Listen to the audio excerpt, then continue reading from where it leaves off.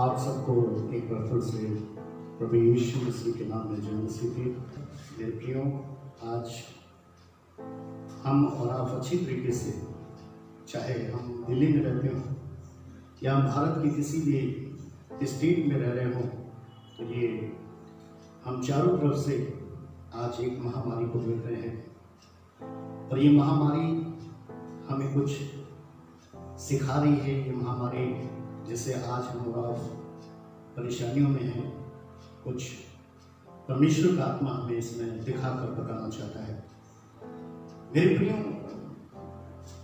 आज प्रभु यीशु मसीह ऐसे वक्त में हमसे और आपसे बातचीत करना चाहते हैं कि इस वचन को अगर आप ध्यान से सुनेंगे कि ऐसे वक्त में, ऐसे दुखों में राहत देने वाला प्रभु यीशु मसीह है। आप इस चीज को समझें, इस चीज को जानें, और कि ऐसे वक्त में, ऐसे समय में राहत देने वाला प्रभु यीशु मसीह है। मैं पास्टर हूं या मैं एक क्रिश्चियन हूं इसलिए प्रचार कर रहा नहीं, मैं तो अपने भारत के हर एक नागरिक तक उस आत्मा की पुकार को, आत्मा की आवाज को पहुंचा रहा हूं कि ऐसे वक्त में, ऐसे समय में, ऐसे दुखों में राहत देने वाला प्रभु यीशु मसीह है। और वो हमें दुखों में वह राहत, दुखों में, मुसीबतों में, परेशानियों में राहत तो देता ही है, लेकिन उसके साथ साथ वो हमें आशीषित भी करता है कि जो हमारा ऐसे दुखों के वक्त में चला जाता है, वो पुनः उसे वापस भी करता है, क्योंकि उसकी मर्जी है। इस पृथ्वी पर उसकी इच्छा है कि हमारे और आपके पास एक अच्छा स्वास्थ्य हो। इस जमीन पर हम और आप इस जहां के अंदर दुष्टों पर विजय हासिल करें। उसकी ये भी इच्छा है हमारे और आपके लिए कि हम और आप हानि से बचें। लेकिन परमेश्वर की मर्जी क्या है? जब हम परमेश्वर की मर्जी के हिसाब से प्रार्थना करते हैं, उसकी मर्जी की इच्छा के अनुसार प्रार्थना करते हैं, क्योंकि इस पृथ्वी पर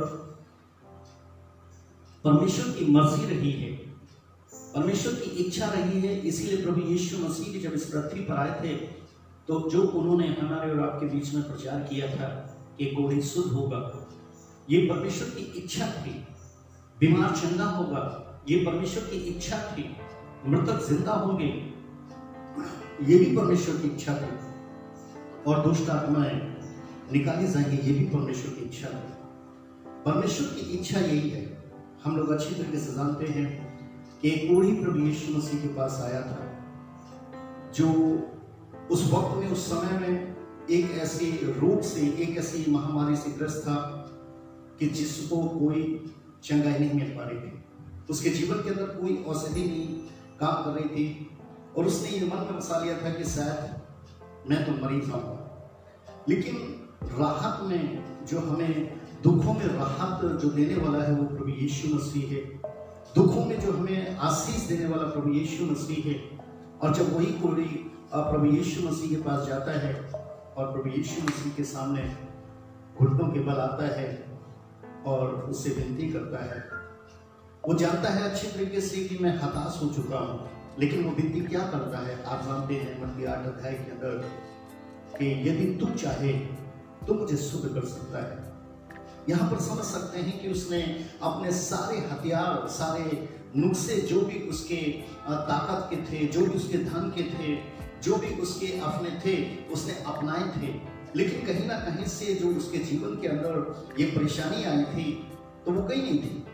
लेकिन जैसे ही उसने अपने आप को प्रभु के हाथों में अर्पण किया और प्रभु के सामने एक सच्ची बात कही कि यदि तू चाहे तो मुझे शुद्ध कर सकता है, तो मेरे प्रियो, परमेश्वर का पवित्र वचन हमें और आपको बताता है कि प्रभु यीशु मसीह ने कहा कि मैं चाहता हूं तू शुद्ध हो जाए।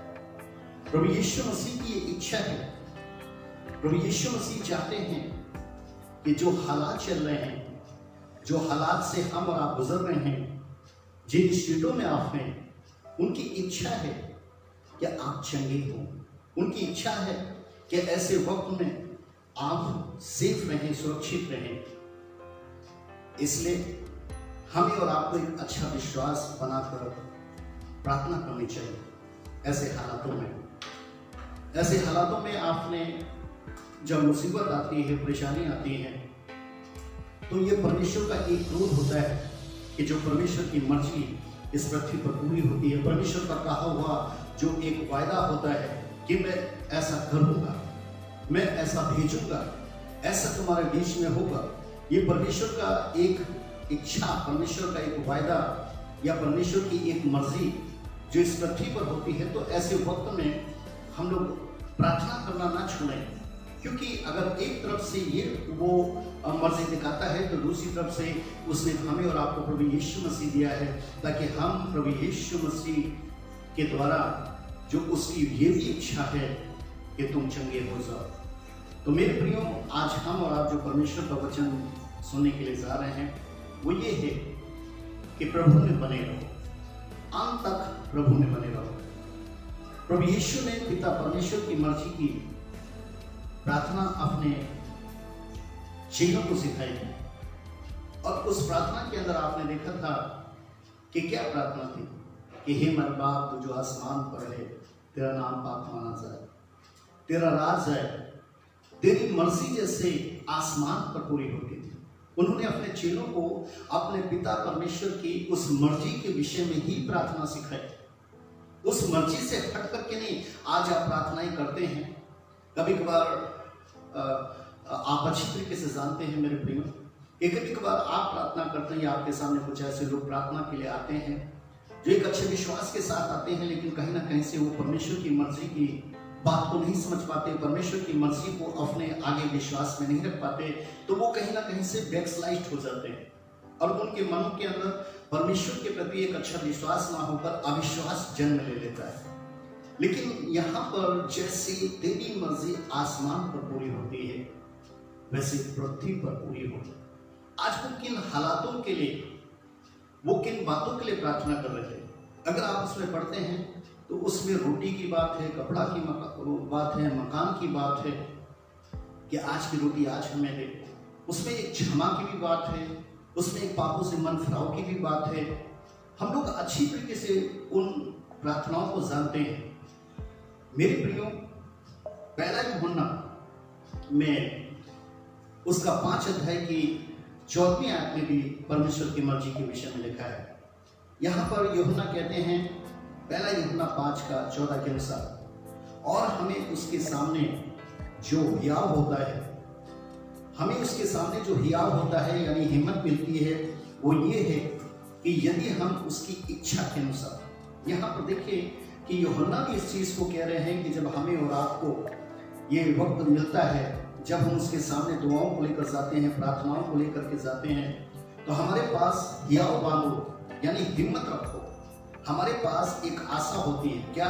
वो ये है कि यदि हम उसकी इच्छा के अनुसार कुछ मांगते हैं, परमेश्वर की इच्छा के अनुसार, यदि हम उसकी इच्छा के अनुसार कुछ मांगते हैं तो वो हमारी सुनता है। जब हम जानते हैं कि जो कुछ हम मांगते हैं वो हमारी सुनता है, तो ये भी जानते हैं कि जो कुछ हमने उससे मांगा वो पाया भी है। मेरे प्रिय, यहाँ पर आप देख रहे हैं कि उसकी इच्छा के अनुसार कुछ मांगते हैं।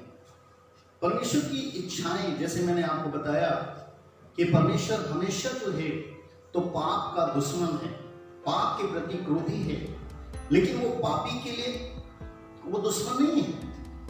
उसने इस जमीन पर पापी के लिए मन फिराव का अवसर दिया है, ताकि वो पापों से मन फिरा करके एक सच्चा पश्चाताप करके वो परमेश्वर की शरण में आता है। वो ऐसे वक्त में, ऐसे हालातों में जो है तो वो बहुत से दुखों से बच जाए। इसलिए मेरे प्रियो, यहाँ पर एक परमेश्वर की इच्छा ये भी होती है कि जो अपने क्रोध को पाप के कारण इस पृथ्वी पर दिखाता है, जिससे पृथ्वी पर एक दुख आता है, महामारियों का आता है, और बहुत से यहाँ तक कि परेशानियों का भी आता है, जैसे आज हम और आप जिस माहौल में रह रहे हैं। लेकिन आज परमेश्वर का आत्मा आपको बताना चाहता है उसी परमेश्वर की मर्जी को बताना चाहता है कि अगर उसकी ये मर्जी है कि इस जमीन पर बुरा वक्त आए या इस जमीन पर ऐसा पाप के कारण ऐसा अधर्म बढ़े या पाप के कारण मनुष्य जो है तो वो अपनी इच्छा का जीवन जीने लगे, तो आपको स्मरण रखना है कि वो दया व प्रेम का परमेश्वर, वो दया और प्रेम का परमेश्वर है, ताड़ना सहकर शांति देने वाला परमेश्वर है। उसने हमारी और आपकी ताड़ना को सहा, उसने हमारे लोगों को सहकर उसने हमें मृत्यु से बचाया, वो परमेश्वर है।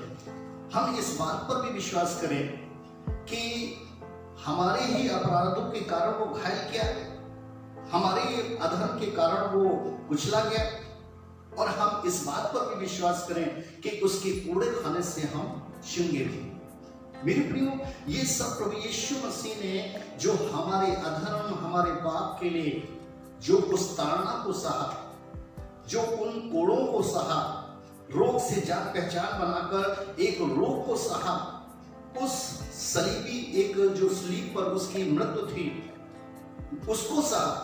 क्यों?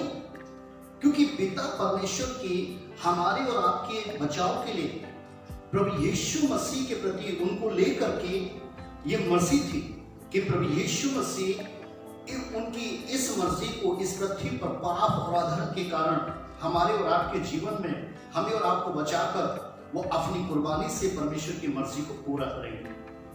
इसीलिए मेरे प्रियो, हम लोग जब पढ़ते हैं तो उसमें यशायाह 53 के अंदर लिखा हुआ है, हम लोग नए नियम के अंदर पढ़ते हैं कि किस तरीके से प्रभु यीशु मसीह ने ऐसे वक्तों में ऐसे समय में हमें और आपको सहारा दी। इसलिए मेरे प्रियो, यीशु ने अंत के विषय कुछ भविष्यवाणी की थी, और वो अंत के विषय में क्या भविष्यवाणी थी? मत्ती 24 अध्याय और उसका 12 और 13। मत्ती 24 अध्याय उसका 12-13 में अधर्म के बढ़ने से बहुतों का प्रेम ठंडा होगा, अधर्म के बढ़ने से बहुतों का प्रेम ठंडा होगा। और यहां पर हमें और आपको एक फिर से अपनी मर्जी बता रहा है, अपनी इच्छा बता रहा है, परंतु जो अंत तक धीरज धरे रहेगा, किस बात में धीरज धरे रहेगा? उसी विश्वास पर परमेश्वर की मर्जी का प्रचार पर, परमेश्वर की इच्छा के प्रचार पर। तो वो उसमें लिखा है कि उसी का उद्धार होगा, क्योंकि प्रभु यीशु मसीह जो इस बात का प्रचार कर रहे थे तो उन्होंने इस पृथ्वी पर हालात देखे थे, पूर्व पश्चिम उत्तर दक्षिण। उन्होंने देखा था कि अंत में घिनौने काम बढ़ेंगे। सबसे पहला कार्य क्या होगा कि जो लोग होंगे वो परमेश्वर की दया व प्रेम को भूल जाएंगे और वो अपनी इच्छा का, अपनी मर्जी का खुद एक मार्ग तय करेंगे। वो ये कह रहे थे कि लोगों में जो होगा वो परमेश्वर का भय खत्म होगा, मिट जाता रहेगा, और क्रोध, ईर्ष्या, जलन ये बढ़ती जाएगी, ये लोगों के मनों में वास करेगी। उनके बीच से आनंद व शांति वो जाती रहेगी। इंसान तरसेगा कि मुझे काश आनंद का समाचार मिल जाए, काश मुझे शांति का समाचार मिल जाए। आप देख रहे हैं कि अधर्म के कारण परमेश्वर ने अपने क्रोध के विषय में अपनी इच्छा को जाहिर किया कि जब इस पृथ्वी पर अधर्म बढ़ता है तो परमेश्वर का क्रोध जो पल भर का होता है, जो क्षण भर का होता है, जो हमें और आपको एक हमेशा की जिंदगी देता है, हमेशा की एक अच्छी सेहत देता है, परंतु सिखा कर जाता है कि परमेश्वर की ये भी इच्छा है, परमेश्वर की ये भी मर्जी है। प्रभु यीशु मसीह ने इस मर्जी को, जो परमेश्वर के प्रति इस जमीन पर उनको क्रूस पर चढ़ना था, उन्होंने गतसमनी बाग के अंदर परमेश्वर की इच्छा का जो प्याला था उसे ग्रहण किया, और गतसमनी के अंदर उन्होंने यही प्रार्थना की थी कि तेरी इच्छा, तेरी मर्जी मेरा जीवन में पूरी हो। इसलिए मेरे प्रियो, जो अंत तक उसकी मर्जी पर बना रहेगा वही सफल होकर उसकी मर्जी को पूरा करेगा। अब इस जमीन पर जब हम और आप रहते हैं तो हमें एक वचन याद रखना है, और वो वचन हमारे और आपके लिए एक हियाव देता है, एक हमें हिम्मत देता है कि हम अपना जीवन इस जमीन पर किस तरीके से जिए। मेरे प्रियो, एक पौलुस गवाही देते हैं रोमियो की पत्री 6:16 में, रोमियो की पत्री 6:16 में, और वो कहते हैं क्या तुम नहीं जानते। एक क्वेश्चन वो करते हैं, एक प्रश्न करते हैं, हमारी अंतरात्मा से करते हैं, हमारे मन मस्तिष्क के करते हैं। और ये अंतरात्मा में आज आपको बसाना है, आज आपने मन मस्तिष्क में बसाना है। ये पौलुस रोमियो 6:16 में कह रहे हैं, जहां कहीं पर भी आप अगर हमें सुन रहे हैं मेरे प्रियो, तो ये वचन जो है आत्मा बनकर, एक चंगाई बनकर आपको जगाने के लिए बोल रहा है, आपको एक बार फिर से स्मरण कराने के लिए कह रहा है। क्या तुम नहीं जानते कि जिसकी आज्ञा मानने के लिए तुम अपने आप को दासों के समान सौंप देते हो, उसी के दास हो। अब देख लीजिए कि इस पृथ्वी पर हमें किसकी आज्ञा माननी है और किसकी आज्ञा नहीं माननी है। प्रभु यीशु मसीह के सामने कई बार रोटी कपड़ा मकान के विषय में जिक्र है। प्रभु यीशु मसीह के सामने कई बार इंसान के उस सुख और शांति का जिक्र है, लेकिन प्रभु यीशु मसीह ने उन्हें सिखाया कि तुम उससे क्यों नहीं डरते, उससे क्यों नहीं डरते जो वाकई में शरीर, प्राण और आत्मा का परमेश्वर है। क्योंकि अगर हमारे पास खाने को हो, हमारे पास बहुत से अच्छी अच्छी वस्तुएं हों, और अगर मेरे प्रियो हमारे और आपके पास प्राण ना हो, उन्होंने कहा कि अगर आपके पास बहुत अच्छी अच्छी चीजें हों, अच्छे अच्छे कपड़े हों, और अगर आपके पास शरीर ना हो, अर्थात उन्होंने ये बताने की कोशिश की थी कि जो पौलुस कहते हैं कि जिसकी आज्ञा मानने के लिए तुम अपने आप को दासों के समान सौंप देते हो, कि आज आपने किसकी आज्ञा मानने के लिए अपने आप को दासों के मानंद उसके हाथों में सौंप दिया है। ये आपके लिए एक प्रश्न है। ऐसे वक्त में आप प्रार्थनाएं कर रहे हैं, ऐसे वक्त में आप राहत चाह रहे हैं, लेकिन यहां पर आत्मा आपसे पूछता है कि आप उस आज्ञा को मानने के लिए कौन सी आज्ञा आपके मन के अंदर कौन सी आज्ञा है, आपकी इच्छा की, आपकी मर्जी के, या परमेश्वर की इच्छा और परमेश्वर की मर्जी की। क्योंकि उसी के आगे लिखा हुआ है कि उसी के दास हो, कि जो भी आपके मन के अंदर जिसका हुक्म मानते हो आज उसी के दास हो। यहां पर दो विचार वाला प्रभु यीशु मसीह ने कहा था, क्या कहा था कि एक मनुष्य दो स्वामियों की सेवा नहीं कर सकता, क्योंकि वो एक से तो बैर रखेगा, दूसरे को प्रेम करेगा, एक से मिला रहेगा तो दूसरे को तुच्छ जानेगा। तो यहां पर दो विचारों वाला व्यक्ति जब इस तरीके से अपना जीवन जीने की कोशिश करता है और वो एक तरफा फैसला नहीं ले पाता, प्रभु यीशु मसीह ने जब वो क्रूस उठाकर हमारे और आपके अपराधों का, अधर्म का, पापों का जा रहे थे और उन्हें ताड़नाएं की जा रही थी, तो कुछ स्त्रियां रो रही थी, लेकिन प्रभु यीशु मसीह ने आज के वक्त के लिए उन्हें कहा था कि मेरे लिए मत रो, परंतु अपने स्वयं के लिए, अपने बच्चों के लिए रो। क्यों? क्योंकि वो जानते थे कि उस वक्त में जब प्रभु यीशु मसीह इस जमीन पर थे, तो उस वक्त तो बहुत से ऐसे जो गवाह के तौर पर जो प्रेरित हुए, जो शिष्य हुए, जो सेवक हुए, जिन्होंने इस पृथ्वी पर हम तक प्रभु यीशु मसीह की गवाही को पहुंचाया, जो भविष्यवक्ता हुए, उस समय तक हम जानते हैं कि वो एक प्रसन्नता का वर्ष जो प्रभु यीशु मसीह उनके साथ था, और उन्होंने उस वचन को, सुसमाचार को सुन करके पापों से मन फिरा लिया था।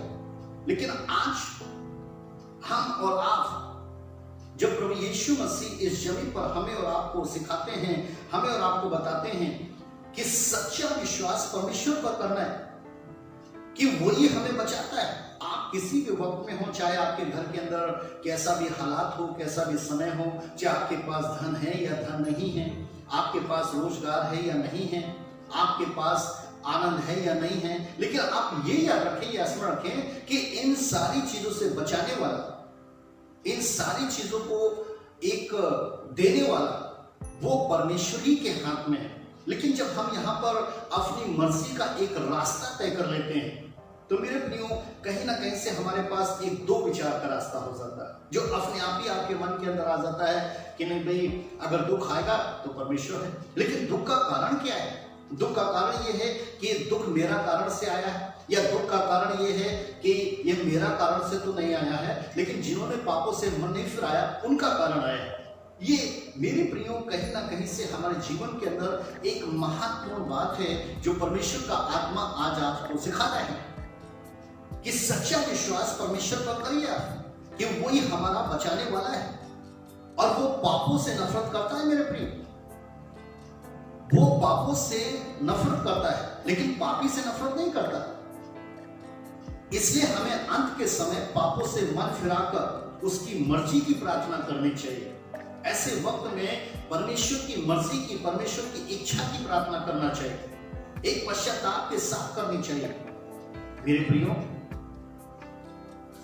आज परमेश्वर की मर्जी क्या है ऐसे महामारी को लेकर?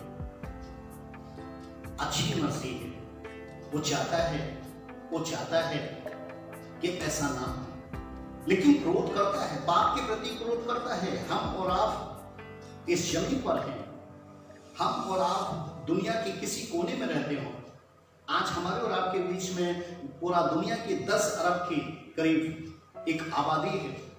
लेकिन मेरे प्रियो, हम अच्छी तरीके से समझ सकते हैं, हम अच्छी तरीके से जान सकते हैं कि परमेश्वर कुदरत व प्रकृति व मनुष्यों को बचाने की सामर्थ्य रखता है। चाहे प्रकृति हो, वो भी उसने बनाई है, चाहे कुदरत जिसे भेजकर वो जान डालता है, जिससे जान बनी रहती है, चाहे वो जल के प्राणी हो, चाहे वो जितने भी जीवित प्राणी हो, उन सबको बचाने की सामर्थ्य परमेश्वर के हाथ में है। और चाहे हम और आप, कि उसको भी बचाने की सामर्थ्य परमेश्वर के हाथ में है। उसने आज से हजारों वर्ष पहले इस पृथ्वी पर एक राजा हुआ था जिसका नाम अहाब था। और अहाब जो था वो अपनी मर्जी का जीवन जीता था, क्योंकि वो कहीं ना कहीं से एक राजा था और वो ये सोचता था कि मैं तो इस देश का राजा हूं और मेरी मर्जी के मुताबिक कोई भी कुछ नहीं कर सकता। और ये हकीकत थी, क्योंकि राजा जो हुक्म देगा, जिसके अगेंस्ट में देगा, जिसके लिए देगा, वो वैसा ही पूरा होता था। लेकिन परमेश्वर, जो आपने समझना है मेरे प्रियो, आपने जानना है कि कुदरत, प्रकृति और चाहे मनुष्य, उनको बचाने की सामर्थ्य सिर्फ परमेश्वर के पास है। किसी हाकिम, किसी अधिकारी या किसी भी अन्य प्रकार का राजा या प्रधान उसके पास नहीं है। वो इसलिए क्योंकि राजा दाऊद भी राजा था, और उन्होंने कहा इसलिए क्योंकि जो राजा होते हैं या प्रधान होते हैं वो भी मनुष्य होते हैं और उनकी भी जिंदगी परमेश्वर के हाथ में होती है। मेरे प्रियो, उसी राजा के पास परमेश्वर ने अपनी मर्जी का संदेश पहुंचाया। क्या संदेश पहुंचाया? कि तेरे राज्य में तेरे पापों के कारण, तेरे पापों के बढ़ने के कारण 3 वर्ष तक सूखे का अकाल रहेगा। हम जानते हैं कि एक वर्ष में 365 दिन होते हैं, और आप अच्छी तरीके से ये भी जानते हैं कि क्या आज हमने, जो पौलुस ने अभी हमसे और आपसे बात की थी रोमन 6:16 के अनुसार, कि क्या 365 वर्ष तक, 365 दिन तक, मीन्स एक साल, क्योंकि 365 वर्ष तो जो हनोक थे वो परमेश्वर के साथ चलते रहे, लेकिन हम और आप 365 दिन तक क्या परमेश्वर की इच्छा का जीवन, परमेश्वर की उस भविष्यवाणियों का जो इस जमीन पर होंगी उसके अनुसार का जीवन, या फिर उस पापों के मन फिराव के प्रति का एक जो उसका जीवन? मेरे प्रियो, खुदा का कलाम कहता है कि यहां पर इसी तरीके से 3 वर्ष का मतलब कि आज उस राजा के पास में, मेरे प्रियो, 3 वर्ष तक वो अकाल रहे। अब राजा आहब क्या कर सकता है? राजा आहब ने सोचा होगा कि यहां तो मेरी मर्जी चलती है, अकाल कैसे हो सकता? अकाल नहीं हो सकता, क्योंकि हमने तो अकाल के लिए, हमने तो वर्षों के लिए बहुत कुछ जमा करके रखा है मेरे प्रियो। और परमेश्वर ने यह भी कहा था, जब तक तू मान नहीं लेगा कि मैं ही यहोवा परमेश्वर दया व प्रेम रखने वाला हूं, और विश्वास जब तक नहीं कर लेता कि जब तक मेरा भविष्यवक्ता को नहीं बुलाकर मेरी मर्जी की प्रार्थना नहीं करवाता, तब तक तेरे राज्य में सूखा ही रहेगा। यहां पर राजा आहाब के पास परमेश्वर अकाल पहुंचाने की मर्जी का जिक्र उसको पहुंचा रहा है, उसके पास एक संदेश पहुंचा रहा है। लेकिन दूसरी तरफ उस राजा को राहत के लिए भी एक संदेश पहुंचा रहा है कि तू कितनी भी युक्ति कर लेगा, तू कितनी भी योजनाएं बना लेगा, लेकिन इस अकाल से तुझे मोक्ष जब तक नहीं मिलेगी, जब तक मेरा चुना हुआ भविष्यवक्ता मेरी मर्जी की प्रार्थना नहीं करे। मेरे प्रियो, सवाल ये उठता है कि आज क्या उस राज्य में प्रार्थना करने वाले लोग नहीं थे एहलिया को छोड़ करके? खुदा का कलाम कहता है कि बहुत से थे, सबने की थी, लेकिन क्या परमेश्वर की इस मर्जी को वो जान पा रहे थे? क्योंकि हम तो सिर्फ ये जानते हैं कि वो दया और प्रेम का परमेश्वर है, परंतु वो ये नहीं जान पा रहे थे कि परमेश्वर ने जो ऐसा किया है, ये 3 वर्ष तक, ये जो 3 वर्ष तक की भविष्यवाणी की है कि ये सूखा बना रहेगा, ये सिर्फ एहलिया ही जानता है। इसलिए एहलिया ने 3 वर्ष तक जो उसे संदेश मिला था, पहला राजा 17:1 में, पहला राजा 17:1 में तिस्बी एहलिया जो गिलाद के परदेशियों में से एक था, उसने आहाब से कहा, इस्राएल का परमेश्वर यहोवा जिसके सम्मुख में उपस्थित रहता हूं, उसके जीवन की शपथ, इन वर्षों में मेरे बिना कहे ना तो मेह बरसेगा और ना ओस पड़ेगी। मेरे बिना कहे ना तो मेह बरसेगा और ना ओस पड़ेगी। अगर आज आप विश्वासी हैं, आज अगर आप पासवान हैं, अगर आज आप भविष्यवक्ता हैं, आज अगर आप एक अच्छे विश्वासी हैं, एक सुसमाचार को सुनने वाले, भविष्यवाणी पर मन लगाने वाले, तो यहां पर समझ सकते हैं कि परमेश्वर की मर्जी, परमेश्वर की इच्छा जो पाप के बढ़ने के प्रति एक सूखापन अकाल के तौर पर दी जा रही है एहलिया को, कि 3 वर्ष तक उस राजा के पास संदेश पहुंचाया जा रहा है कि 3 वर्ष तक आप क्या वो इस अकाल के लिए। मेरे प्रियो, परमेश्वर ने राजा आहाब के पास अपनी मर्जी का संदेश पहुंचाया ताकि वो जान सके और वो सीख सके कि पृथ्वी और जो कुछ उसमें है सब कुछ परमेश्वर का, और उसमें रहने वाले मनुष्य भी, चाहे राजा हो या प्रजा हो, वो सब कुछ परमेश्वर के हाथ में है। मेरे प्रियो, आज वो राजा जिसने अपनी बहुत सी ताकत लगाई, लेकिन क्या वो उसमें सक्सेस हो पाया? मेरे प्रियो, जो कारण है, मेरे प्रियो, कारण क्या था? ये अकाल का जो मेन कारण था, सूखेपन का मेन कारण, जो परमेश्वर कह रहा है कि 3 वर्ष तक सूखे का अकाल रहेगा, क्योंकि परमेश्वर का पवित्र वचन बताता है कि उसी राज्य के अंदर परमेश्वर ने जो अब्राहम के संतानों को उपजाऊ भूमि दी थी,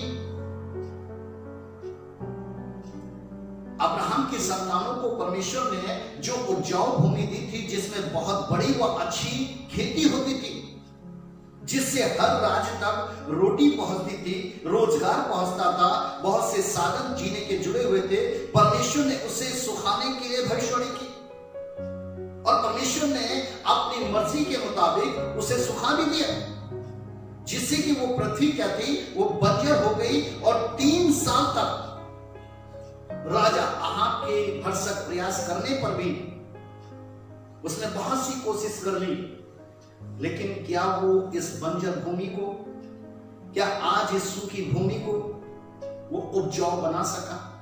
जिससे कि लोगों के पास से वो एक तमाम प्रकार की जो रुकावटें हैं जीने की, वो पा सके। उसके भरसक प्रयास पर भी ऐसा कुछ नहीं है, लेकिन उसके पास तो संदेश पहुंचा था। उसके पास तो संदेश पहुंचा था जो भजन संहिता के अंदर राजा दाऊद ने भी कहा था कि पृथ्वी और जो कुछ उसमें है वो सब यहोवा ही का है। मेरे प्रियो, आज एक राजा दाऊद वो परमेश्वर की मर्जी को जानते हैं कि इस जमीन पर अधर्म पाप का कारण क्या है, और एक राजा वो है जो आहाब की तरह जो अपना भरसक प्रयास कर रहा है कि नहीं जी, पृथ्वी और जो कुछ इसमें है वो सब मेरा राज्य है, मैं जैसा चाहूंगा वैसा करूंगा, दुख आएगा तो इसके बचाव के लिए ये करूंगा, परेशानी आएगी तो इसके बचाव के लिए ये करूंगा। लेकिन मेरे प्रियो, यहां पर उसका भरसक प्रयास जो है वो कहीं ना कहीं से ज्यादा रहा। मेरे प्रियो, आज हमारे और आपकी जिंदगी में चारों तरफ से बहुत सा इन महामारियों को देखकर, इन दुखों को देखकर, इन आंसुओं को देखकर लोग तड़फ रहे, लोग चिल्ला रहे हैं। मेरे प्रियो, हमें भी कहीं ना कहीं से एक सूखा फल नजर आ रहा है। यहां पर आगे आप ध्यान से वचन सुने कि आज हमें और आपको ऐसे वक्त में क्या करना है। जो देश हमें और आपको दिया गया है, परमेश्वर कहता है कि इसके अनुसार, इसके कानून का पालन करते हुए अपने देश के लिए प्रार्थना करो, स्वयं बचो और अपने देश को बचाओ। आज मेरे प्रियो, परमेश्वर का धन्यवाद है कि इस देश के अंदर हम और आप रह रहे हैं, और ये परमेश्वर का एक बहुत बड़ा अनुग्रह हुआ, ये परमेश्वर का एक बहुत बड़ा उपकार है कि हम भारतीय होने के साथ साथ भी आज हम विश्वासी हैं या पासवान हैं या भविष्यवक्ता हैं, हम उसकी मर्जी को समझ सकते हैं, उसकी मर्जी को जान सकते हैं, और उसकी मर्जी की हम दोनों वक्त में प्रार्थना कर सकते हैं। पहला राजा 18:1 की प्रार्थना कहते हैं, यहां पर लिखा है कि बहुत दिनों के बाद तीसरे वर्ष में यहोवा का वचन एहलिया के पास पहुंचा। एहलिया जो थे इस पृथ्वी पर, वो एक मनुष्य, दुख सुख भोगी मनुष्य थे, कि वो भी ऐसे हालातों में थे, वो भी ऐसे वक्त में थे, ऐसे समय में थे कि जैसे लोगों के पास दुख था, जैसे लोगों के पास सुख था, वैसे वो भी तो मनुष्य थे। लेकिन परमेश्वर का पवित्र आत्मा और इस वचन के अनुसार पहला राजा 18:1 में बहुत दिनों के बाद तीसरे वर्ष में यहोवा का वचन एहलिया के पास पहुंचा। क्या पहुंचा? जाकर अपने आप को राजा आहाब को दिखा। वो राजा कम से कम उस भविष्यवक्ता को देख ले, कम से कम उस पासवान को देख ले, कम से कम उस विश्वासी को देख ले जिसका भरोसा परमेश्वर है, जिसका ईमान परमेश्वर है, जो परमेश्वर की इच्छा को जानता है, जो परमेश्वर की मर्जी को जानता है। आज भारत में बहुत ही महान प्रभु का दास और दासियां हैं जिनमें परमेश्वर का आत्मा रहता है, और उनमें होकर बहुत आश्चर्य करता है, लोगों के जीवन को बचाता है। आज वो अगर इस मर्जी को जानते हैं, परमेश्वर की इस मर्जी को जानते हैं, जो हमने मत्ती 24 के अंदर प्रभु यीशु मसीह ने कहा था कि अंत के दिनों में अधर्म बढ़ेगा, प्रेम ठंडा होगा, तो मेरे प्रियो, आज उनके पास एहलिया की तरह आज एक मैसेज पहुंच रहा है। क्या? कि जैसे परमेश्वर ने एहलिया को कहा रोकने वाला भी मैं हूं, और अब बारिश करने वाला भी मैं हूं। जैसे मेरी पहले मर्जी थी कि मैं बारिश को रोकूं, लेकिन अब मेरी मर्जी है कि मैं उस बारिश को दोबारा फिर भेज सकूं, ताकि जो भूमि बंजर हो गई, जो भूमि सूख गई है, जिसके कारण बहुत सी यातनाएं बढ़ रही हैं, बहुत से लोगों की जो कमजोरियां आ गई हैं, बहुत से लोग अपना दम खो रहे हैं, बहुत से लोगों ने दम खो दिया है। यहां पर समझ कि ऐसे वक्त में जिन्होंने दम खो दिया, तो प्रभु उनको आशीषित करेगा, प्रभु उनकी आत्मा को शांति देगा, क्योंकि वो दुख उठाते उठाते प्रभु में सो गए। और जो लोग इस जमीन पर हैं, तो ऐसे वक्त में, ऐसे महामारी के वक्त में, ऐसे दुखों में अगर आज भी उन्होंने एक सही विश्वास बना लिया कि प्रकृति, कुदरत और मनुष्यों को बचाने वाला सिर्फ एक ही है, वो है यहोवा परमेश्वर, उसका प्रिय पुत्र प्रभु यीशु मसीह, जिसने जमीन पर मनुष्य का पुत्र बनकर हमारे और आपके पापों को आज से 2000 वर्ष पूर्व उठा लिया था। मेरे प्रियो, आज एहलिया क्या कर रहा था कि जैसे ही एहलिया के पास मैसेज पहुंचा, तब एहलिया परमेश्वर की मर्जी जो सूखेपन को मिटाने की थी उसके विषय प्रार्थना करता है। और जब वो प्रार्थना करता है तो क्या देख रहा था? सच्चा भविष्यवक्ता परमेश्वर की मर्जी को जानता है, परंतु जो अंत के दिनों में झूठे भविष्यवक्ता हैं, झूठे प्रचारक हैं, ये तय करना किसी मनुष्य का काम नहीं है, परंतु वचन के अनुसार ये तय करना परमेश्वर का ही, परमेश्वर ही इन बातों को तय करेगा। परंतु यहां पर एहलिया परमेश्वर की मर्जी का, जो सूखेपन को मिटाकर एक बार फिर से उस जमीन को जो सूख चुकी है उपजाऊ बनाने के लिए वो परमेश्वर से प्रार्थना करता है। और क्या देखता है? लिखा है कि पहला राजा 18 की 44 और 45 में कि वो देख रहा है कि समुद्र में से एक हाथ, एक छोटा बादल के समान। अब आप ये सोचोगे छोटा हाथ बादल के अनुसार, मान लीजिए जैसे हाथ का मतलब ये था कि एहलिया जब प्रार्थना करता है कि सूखा बन जाने के लिए, तो वो देखता है एक हाथ का मीन्स था ये हथेली, जैसे आप इस हथेली को देख रहे हैं, वो एक छोटा सा हाथ हथेली के समान जो है वो देखता है कि वो हथेली जो है तो वो क्या है? हथेली के समान एक छोटा बादल जो है तो वो उड़ता हुआ जा रहा है। और आगे लिखा हुआ है कि आकाश वायु से उड़ाई हुई घटाओं और आंधी से काला हो गया है। अब देख लीजिए कि उसके पास ये दर्शन आ रहा है, अभी बारिश नहीं हुई है, लेकिन वो परमेश्वर की उस हथेली को देख रहा है जिस पर हमारा और आपका नाम लिखा है कि मैंने अपनी हथेली पर तेरे चित्र को बनाकर रखा है, तेरे नाम को लिख करके रखा है। मेरे प्रियो, वो देख रहा है कि किस तरीके से 44 और 45 आयत में कि समुद्र में से एक हाथ छोटा बादल के समान उठ रहा है और आकाश वायु से उड़ाई हुई घटाओं और आंधी से काला हो गया। और तभी वो देखता है कि वर्षा होने लगती है। ये परमेश्वर की योजना थी। 3 वर्ष के बाद एक छोटा समान बादल आज के वक्त में लोगों को दुखों से राहत व आशीष देने वाला है।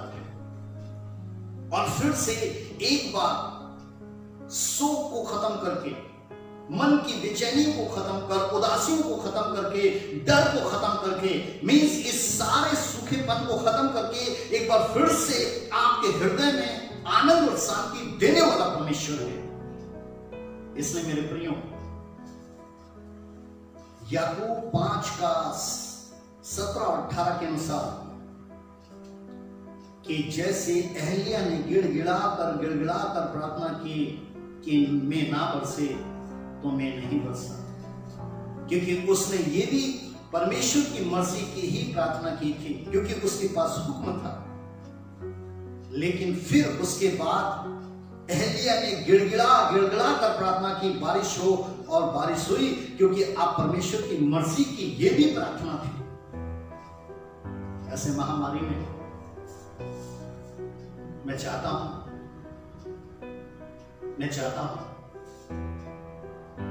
कि तुम्हें शांति मिले, तुम्हें चंगाई मिले, तुम्हें आशीष मिले। इसलिए हमें ऐसे समय में सावधान रहते हुए उसकी मर्जी की प्रार्थना करनी है, जो अब इस महामारी को खत्म करने की है, इस महामारी को खत्म करने की है, अपने लोगों को बचाने की है। या आज अगर आप आवश्यकता है, अगर आज आप पासवान हैं, अगर आज आप विश्वासी हैं, आप परमेश्वर से परमेश्वर की इच्छा को जानकर, परमेश्वर की मर्जी को जानकर, क्योंकि अहल्या भी इस पृथ्वी पर आग के समान दुख सुख भोगी रहे और उन्होंने इस पृथ्वी पर हमारे समान ही एक दुख सुख का जीवन जिया, लेकिन दोनों वक्तों में वो परमेश्वर की मर्जी को पूरा करते रहे। आप आज के वक्त में आप ये सोच रहे होंगे कि परमेश्वर की मर्जी क्या है, ऐसे हालातों में प्रभु यीशु मसीह की मर्जी क्या है। तो मेरे प्रियो, पौलुस ऐसे वक्त के समय में जब महामारी होगी तो वो गवाही देते हैं कि यीशु मसीह की मर्जी क्या है। अगर आप ध्यान से मेरे प्रियो इस मर्जी को जो प्रभु यीशु मसीह की है, जो पिता परमेश्वर की है ऐसे वक्तों में, तो आज से ही आप परमेश्वर की मर्जी की प्रार्थना जरूर करेंगे। पौलुस क्या गवाही देते हैं? दूसरा कुरिन्थियों पहला अध्याय उसकी 9वीं और 10वीं आयत में, हमने अपने मन में समझ लिया था, यहां पर लिखा है कि हमने अपने मन में समझ लिया था कि हम पर मृत्यु की आज्ञा हो चुकी है। जैसे आज हम भी ऐसे दुखों में हैं तो हमारे भी शायद मन में यह रहा हो कि नहीं, शायद परमेश्वर ने इस जमीन पर पापी होने के कारण, पाप हमारे जीवन के होने के कारण परमेश्वर ने अब आज्ञा दे दी है मृत्यु की। तो यहां पर मैं फिर से पढ़ता हूं, हमने अपने मन में समझ लिया था। पौलुस कहते हैं कि हम पर मृत्यु की आज्ञा हो चुकी है ताकि हम भरोसा ना रखें, हम भरोसा रखना छोड़ दें। पौलुस कहते हैं कि हमने मन में सोचा था कि अब हमारी आशा, अब हमारा विश्वास, अब हमारा साहस वो खत्म होता है यहाँ पर, और हम अपने आप को मृत्यु के हाथ में सरेंडर कर देते हैं, क्योंकि परमेश्वर ने शायद मृत्यु को आज्ञा दे दी। लेकिन मेरे प्रियो आगे कहते हैं, वरन परमेश्वर का जो मरे हुओं को जिलाता है उसी ने हमें बचाया, उसी ने हमें ऐसे मृत्यु के बड़े संकट से बचाया। और आगे कहते हैं, और बचाएगा, उस पर हमारी आशा है कि वो आगे भी बचाता रहेगा। इस पौलुस के इन वचनों पर, जिन्हें भेजकर आज वो हमें और आपको डर से बचाना चाहता है और हमें सावधान करना चाहता है, और हमें चाहता है कि परमेश्वर की इच्छा है, परमेश्वर की मर्जी है कि हम बचें, हमारे लोग बचें। लेकिन इसके लिए प्रार्थना जो करेगा वो भविष्यवक्ता करेगा, वो पासवान करेंगे, वो विश्वासी करेंगे जो परमेश्वर की मर्जी को समझते हैं, जिन्होंने परमेश्वर की मर्जी को जाना है।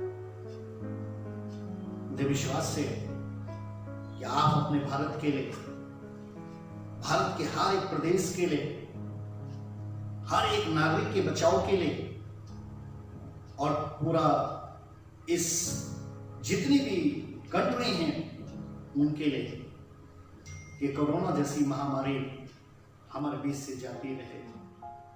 जो आज से 2 साल पहले हमारा और आपका एक आनंद था, एक मगन था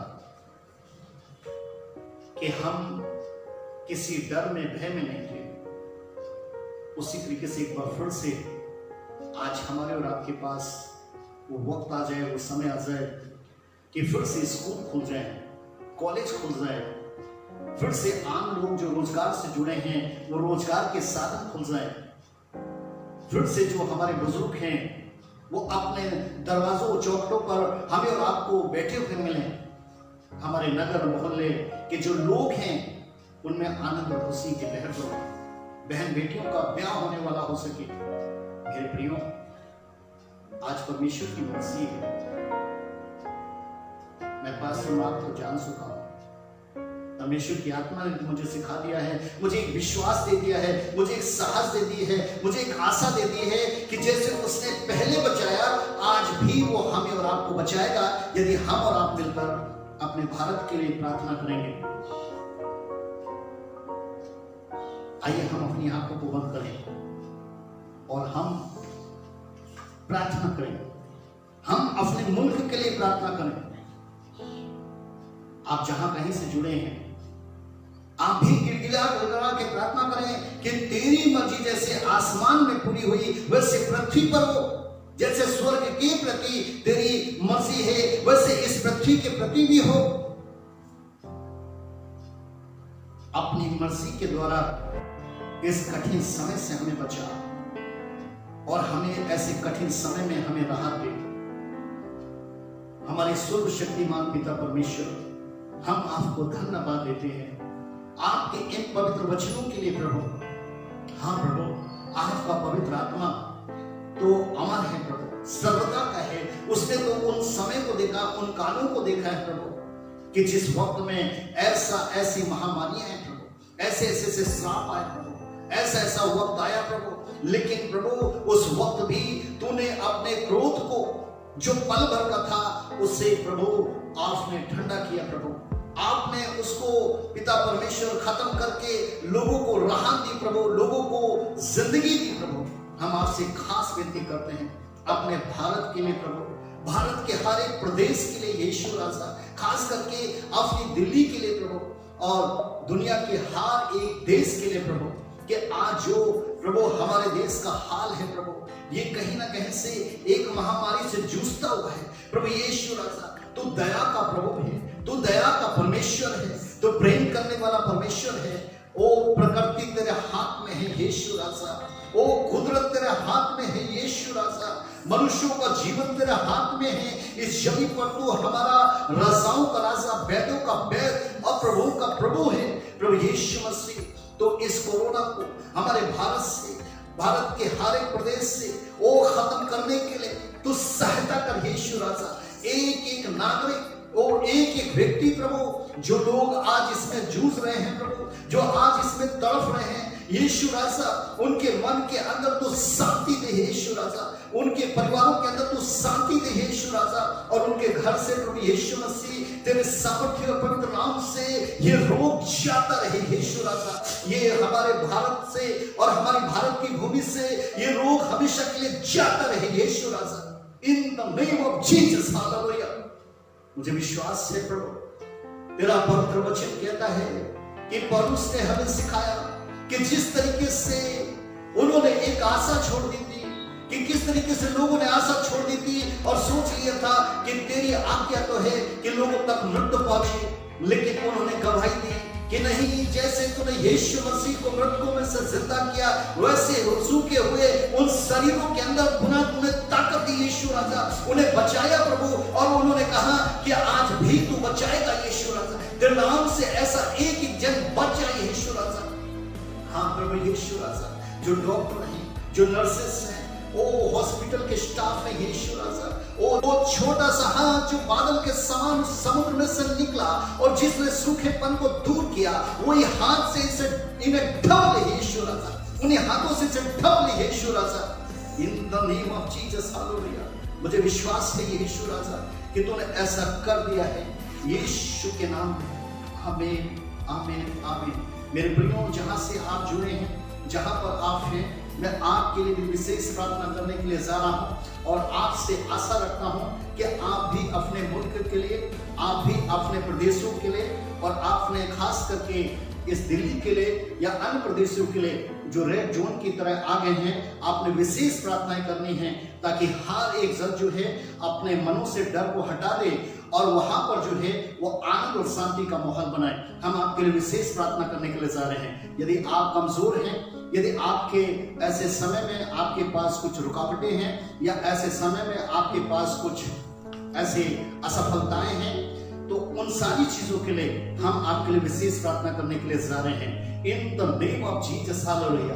प्रभु यीशु राजा, तो अपने हाथ को बढ़ा प्रभु, और आज जितने दर्शक पूरी आशा के साथ, विश्वास के साथ यीशु राजा वो इस हाथ की ओर निहार रहे हैं। प्रभु यीशु राजा, यह हाथ एक बादल के समान जो सूखेपन को दूर करता है, जो आशीर्वाद देता है, जो आशीषित करता है कि यदि कोढ़ी है तो चंगा हो जाए, बीमार है तो चंगा हो जाए, मृतक है तो जिंदगी आ जाए, दुष्ट आत्माएं हो तो जाती रहे। ओ प्रभु यीशु राजा, यह हाथ उन्हीं की ओर बढ़ाते हुए यीशु मसीह के नाम से हुक्म देता हूं कि यदि दर्शकों में कोई ऐसा है प्रभु जो तमाम प्रकार की पीड़ाओं में है, तमाम प्रकार की रुकावटों में है, या किसी प्रकार के डर में है, या किसी प्रकार की श्रापित बीमारियों में है, ऐसे सारे बंधन यीशु मसीह तेरे सामर्थ्य पवित्र नाम में तोड़ता हूं और हुक्म देता हूं कि यीशु मसीह के नाम से ये छंगे हो जाए, यीशु मसीह के नाम से छंगे हो जाए। हर प्रकार की कमजोरी है, हर प्रकार के रोग, हर प्रकार का दर्द इसी वक्त यीशु मसीह के नाम से चल रहे। In the name of Jesus, Holy Ghost fire, Holy Ghost fire, Holy Ghost fire. Touch.